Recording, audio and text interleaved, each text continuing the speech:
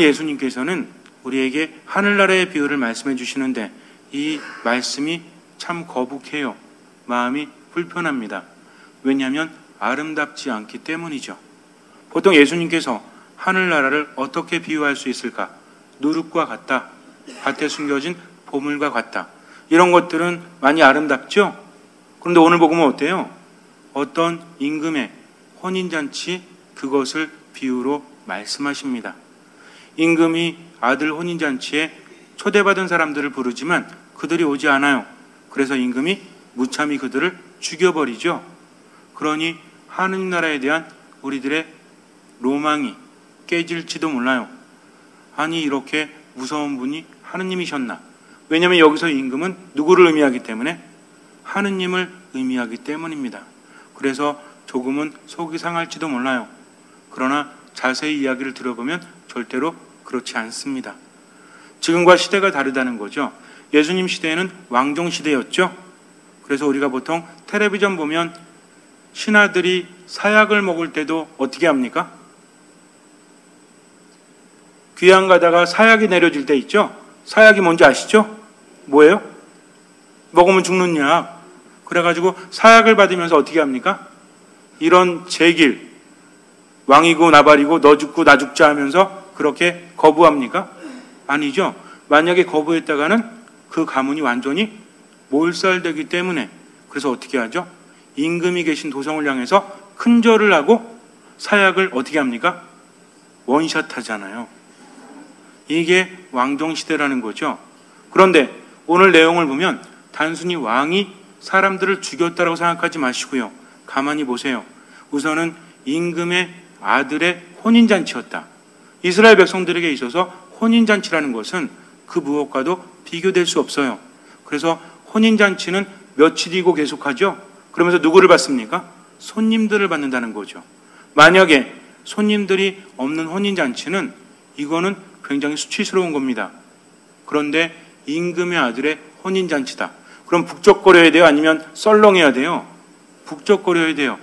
이미 초청받은 손님들이 있다는 겁니다. 일반 평범한 사람들의 혼인잔치가 아니라 임금 아들의 혼인잔치다. 여기 혼주는 누굽니까? 누가 혼인잔치를 벌이고 있죠? 임금이 벌이고 있어요. 아들이 혼인하는 겁니다. 그러면 아들은 차기 임금이죠. 그러니 이 잔치는 보통 잔치가 아니라 아주 큰 잔치예요. 어떤 사람들이 초대를 받았을까요? 뽑기로?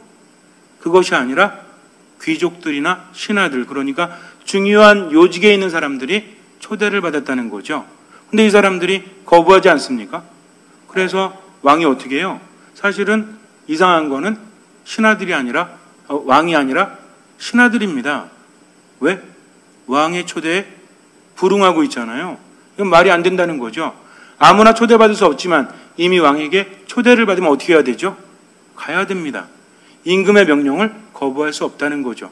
물론 겉으로 보이는 형식이야 우리 아들의 혼인잔치니까 오십시오라고 하인들을 보내지만 이것은 권유가 아닙니다. 명령과도 같다는 거죠. 무조건 따라야 됩니다.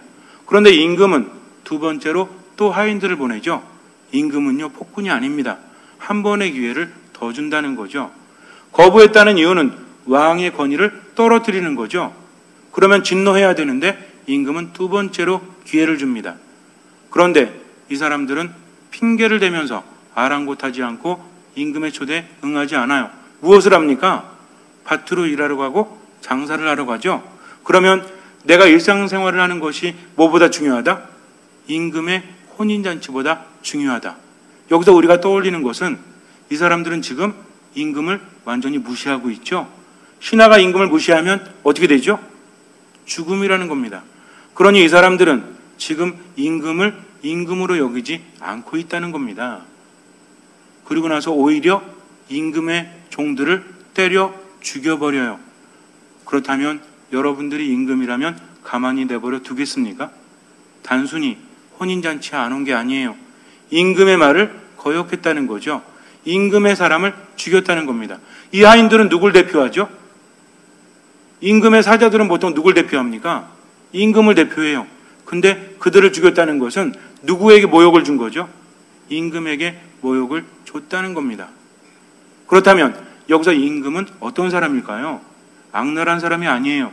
오히려 2번이나 기회를 준 그런 사람입니다. 두 번째는 뭐라고 그랬어요? 내가 지금 음식도 마련하고 잘 준비해 놨으니까 와서 먹으라고, 잔치를 즐기라고 아주 애절하게 좀 부탁을 하죠.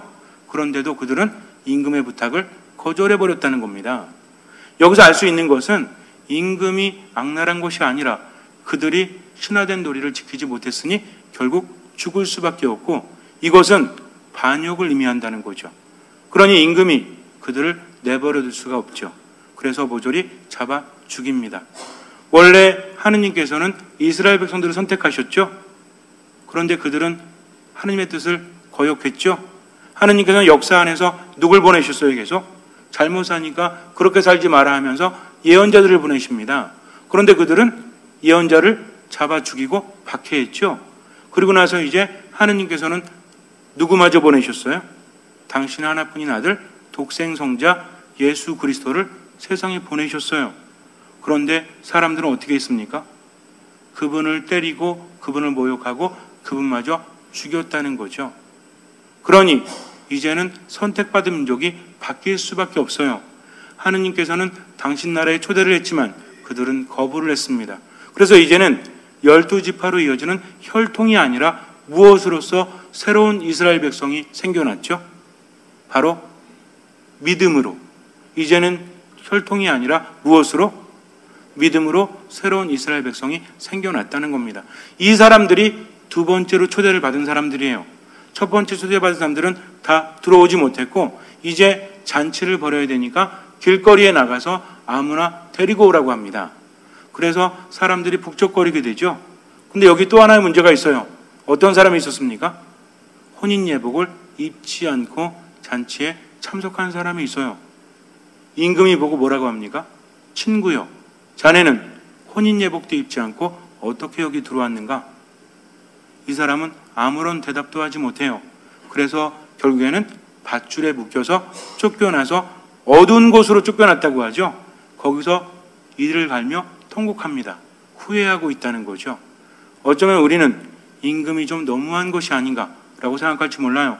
그러나 그렇지 않습니다. 다른 사람들은 다 막가진 예복을 준비했는데 이 사람만큼은 준비하지 못했다는 거죠. 김영백이라는 피아니스트가 있습니다. 근데 이 사람이 세계적으로 좀 이름을 날리고 있는 우리나라 사람인데, 이 사람이 유학 시절에 음악 시험을 보기 위해서 삼중주를 엄청나게 연습을 했대요. 동기들과 함께. 그래가지고 시험을 보러 딱 들어갔는데 교수님들이 쫙 앉아있고 앞에서 이제 삼중주를 하는 겁니다. 그동안 무지하게 연습을 했어요. 그래서 이제 멋진 모습을 보여줘야 되겠다 해서 연주를 하려고 딱 그러는데 갑자기 가장 나이가 많은 굉장히 유명한 노 교수님께서 오시더니 피아노 옆에 같이 앉더래요. 그리고 내가 책을 넘겨주겠노라고 말합니다. 갑자기 노 교수님이 그러시니까 긴장이 되죠. 뭐 그래도 어쩔 수 있습니까? 연주를 하기 시작했어요. 그런데 과연 노 교수답게 아주 적절할 때 악보를 넘겨주는 거예요. 그래서 야, 멋지게 연주할 수 있겠구나 하는데 마지막 장이 되었는데 요쯤 되면 넘겨야 되는데 안 넘기는 겁니다. 왜 안 넘기지? 왜 안 넘기지? 하면서 끝까지 연주했는데도 안 넘겼어요. 그래서 어쩔 수 없이 자기가 손을 뻗어서 악보를 넘길 수밖에 없었습니다. 그 순간에 어떻게 됐겠어요? 피아노 연주가 멈춰지니까 삼중주가 망쳐졌다는 거죠. 끝나고 나서 노 교수는 이렇게 말합니다.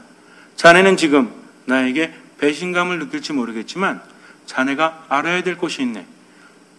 정령 훌륭한 연주자는 마지막 두 마디, 처음 시작하는 두 마디, 이것은 반드시 외운다네. 그런데 자네는 악보를 충분히 보고 연주할 수 있는 100%의 준비는 했지만 정말 훌륭한 사람은 어떤 일이 생길지 모르기 때문에 120%의 노력을 기울여야 한다네.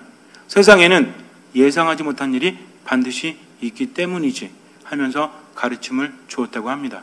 그래서 그 사람은 지금도 절대로 마지막 그 두 단 있죠? 악보에. 그리고 페이지 넘기면 처음에 두 단 있죠? 이건 반드시 외운대요. 무슨 일이 있어도. 왜? 갑자기 어떤 일이 생길지 모르니까 타이밍 봐서 빨리 넘기거나 좀 늦게 넘길 수 있잖아요. 그럼 자연스럽게 흐를 수 있기 때문입니다. 이것이 바로 준비라는 거죠. 신앙이라는 것은 단순히 하느님과의 관계만을 의미하는 것이 아니라 세상 모든 것을 의미합니다. 신앙적으로 제대로 준비하는 사람은 세상 안에서도 많은 준비를 할 수 있어요. 그러니 번번이 당하지 않는다는 거죠. 하느님 나라는 준비되지 않으면 들어갈 수 없습니다. 그렇다면 우리는 언제 하느님 나라에 들어가죠? 죽을 때 들어가겠죠? 그러나 이미 하늘과 땅이 연결된 시간이 언제입니까? 이 거룩한 미사 성제라는 거죠. 천상의 잔치라고 불립니다. 그러니까 미사에 온전한 마음으로 제대로 준비돼서 참여하면 나중에 죽을 때도 무슨 얘기예요? 그러니까는 예를 들어서 다음 주 안에 죽는다. 그러면 이번 주까지 미사 잘 참여하면 다음 주에 어떻게 하면 돼? 다음 주 이 시간에 하늘에서 미사하면 돼요. 이렇게 이어진다는 거죠. 근데 살아있을 때 제대로 준비하지 못하면 죽은 다음에도 어디로 쫓겨나요? 밧줄로 꽁꽁 묶여가지고 어두운 곳으로 쫓겨날지도 몰라요. 그러면 어떤 준비를 해야 됩니까? 혼인 예복이라는 것은 누굴 위해서 입는 거죠? 자기를 위해서? 내 편하면 아무거나 입고 결혼식 가면 되겠네요? 요즘에 결혼식 많이 다니시죠? 인간관계가 별로 안 좋으신 것 같아요. 요즘에 좀 다니시죠? 그러면은 뭐 입고 가십니까? 추리닝? 아니면 잠옷? 다 양복 입고 가지 않아요? 보통 회사 다닐 때 입는 양복과 일상생활할 때 입는 양복과 결혼식 갈 때 양복은 좀 다르죠? 예복 비슷하게 하나씩 준비하지 않으셨습니까? 이거 누구 위해서 그래요? 여러분들 결혼하는데 누가 양말도 안 신고 스레박 찌익찌익 끌고 와가지고 축하해 그러면 어떻게 해요? 무지하게 창피하겠죠. 그러니 혼인 예복을 입는다는 것은 누굴 위한 것입니까? 나를 위한 것이 아니라 그 잔치를 벌이는 사람의 체면을 위한 거죠. 그렇다면 우리는 이 거룩한 잔치에 참여하면서 하느님의 체면을 얼마나 세워드리고 있는가? 얼마나 준비하고 있는가? 바로 그것이죠. 물론 몸가짐도 바로 해야 돼요. 그러나 하느님께서 원하시는 것을 채워드리는 것이 바로 예복이 아니겠습니까? 그분은 무엇을 바라실까요? 겸손한 마음으로 믿음을 가지고 온전히 맡기면서 사랑의 열매를 맺는 것, 그것이 아니겠습니까? 아무것도 판단하지 않고 오로지 그분의 말씀에 모든 것을 거는 사람, 이런 사람이야말로 참으로 준비된 사람이요, 하느님 나라를 체험할 수 있다는 거죠. 물론 우리는 인간적으로 많은 것을 바라요. 그러나 먼저 하느님 나라를 구하면 나머지도 받게 됩니다. 생각하지 마세요. 아무리 내가 중얼거려도 이루어지지 않아요.